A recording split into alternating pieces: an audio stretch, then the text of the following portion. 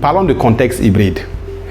L'acte uniforme relatif au système comptable applicable aux entités à but non lucratif n'a pas à supprimer le dispositif comptable des comptes consolidés et des comptes combinés, le D4C,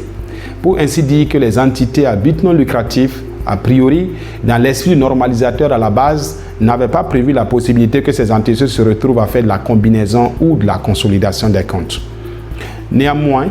dans la pratique, nous nous retrouvons à avoir des contextes pour lesquels cette problématique se pose avec acuité. Parce que vous avez des associations, lesquelles les associations se retrouvent à mettre en œuvre divers projets. Et ces divers projets qui sont mis en œuvre ne s'inscrivent pas dans le cadre de la logique des projets spécifiques. Parce que là, il faut faire distinguer deux paramètres de base. Nous pouvons avoir un premier contexte dans lequel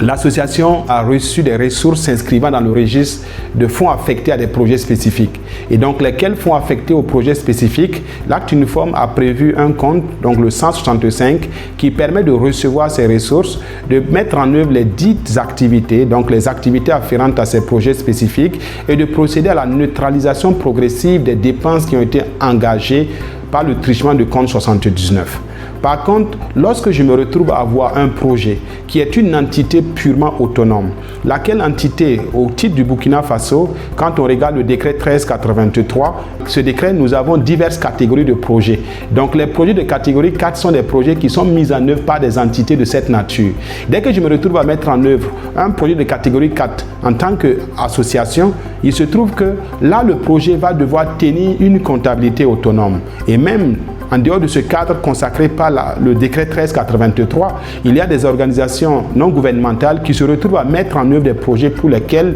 le bailleur ne veut rien savoir de tout ce qui est fait dans l'environnement. Le bailleur a alloué des ressources.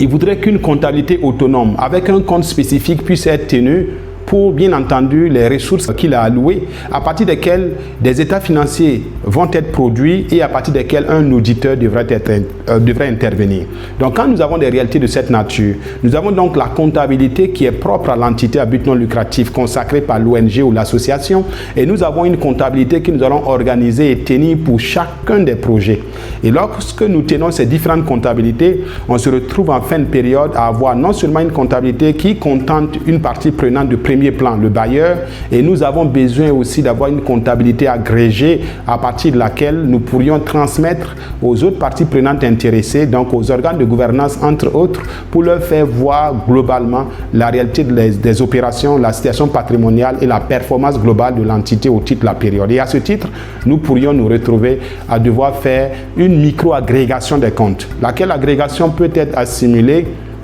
à une forme de combinaison parce que nous voudrions bien entendu